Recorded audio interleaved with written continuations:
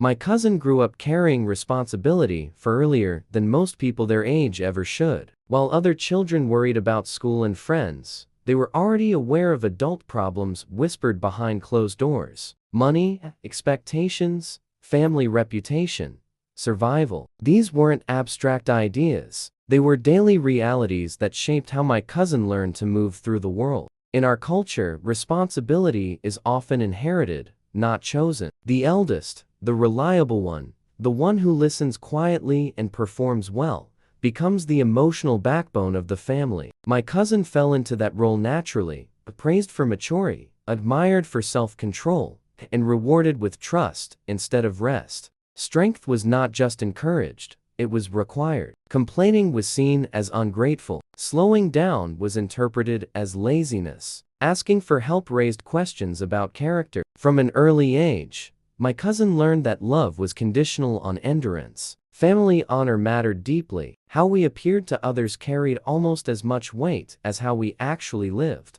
Struggles were private, pain was managed quietly, and emotions were handled behind closed doors. Public composure was non-negotiable. There was pride in being dependable. My cousin became the one everyone turned to during crises, the one who stayed calm when others panicked. That role came with praise, but it also came with isolation. Being strong meant being alone with your fears. Economic fragility sharpened that pressure. Our family lived close to the edge in ways that were never fully discussed, but always felt. One medical bill, one job loss, one mistake could shift everything. Stability was fragile and temporary. My cousin understood this instinctively. Every decision felt loaded with consequence. Every failure felt dangerous. There was no safety net, only the hope that effort and discipline would be enough to hold things together. Success wasn't celebrated as much as it was expected. Doing well meant fulfilling your duty,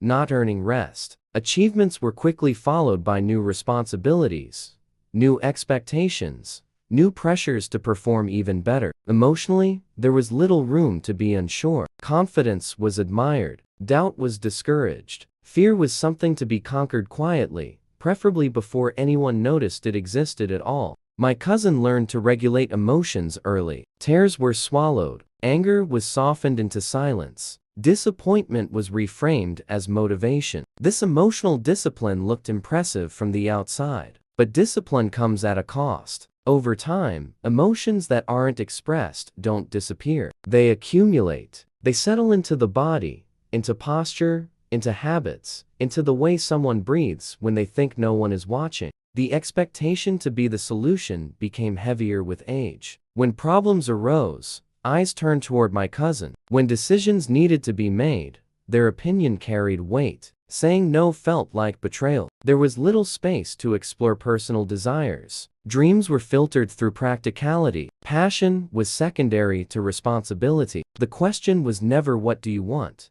but what is needed right now. Socially, this pattern was reinforced. Praise came for sacrifice. Admiration came for endurance. Rest was something you earned only after everything else was handled, which rarely happened. My cousin internalized these messages deeply. Identity became tied to usefulness. Worth became linked to productivity. Being needed felt safer than being understood. Over time, cracks began to form, though they were invisible to most of us. Fatigue disguised itself as dedication. Stress disguised itself as ambition. Emotional distance disguised itself as maturity. Even relationships were shaped by this framework. My cousin gave more than they asked for, listened more than they spoke, supported others while quietly dismissing their own needs as less important. Romantic relationships, friendships, and family bonds all felt the influence of this imbalance. My cousin was dependable, but rarely vulnerable, present, but often emotionally guarded. The fear underneath it all was simple and devastating. If I stop,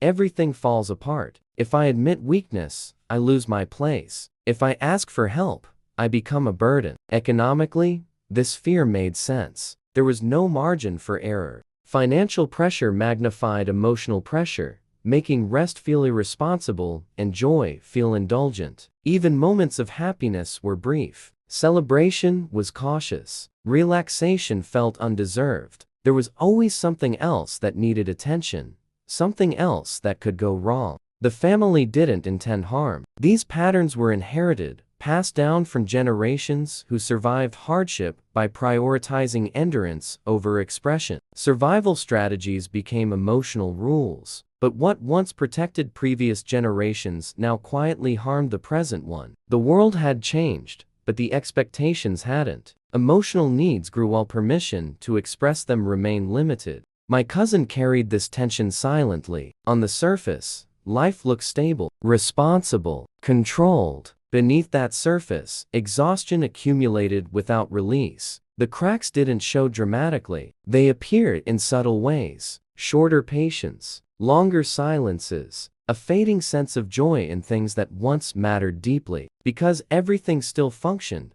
no one intervened. There was no visible crisis, no obvious failure, just a slow erosion that didn't register as urgent. This is how pressure becomes dangerous. Not through explosions, but through persistence. Through years of unrelenting expectation with no outlet for relief. By the time the loss came, the foundation was already fragile. The weight my cousin had carried for years had weakened their ability to absorb another blow. Looking back, the warning signs feel obvious, but at the time, they blended seamlessly into a narrative we all accepted. Strong, capable, reliable. The truth is, my cousin wasn't built to carry everything alone. No one is. But the environment they grew up in taught them that doing so was not only necessary, but admirable. That context matters. It explains why the loss hit so deeply, why recovery wasn't simple, why silence felt safer than honesty. The cracks didn't form overnight. They were the result of years of pressure,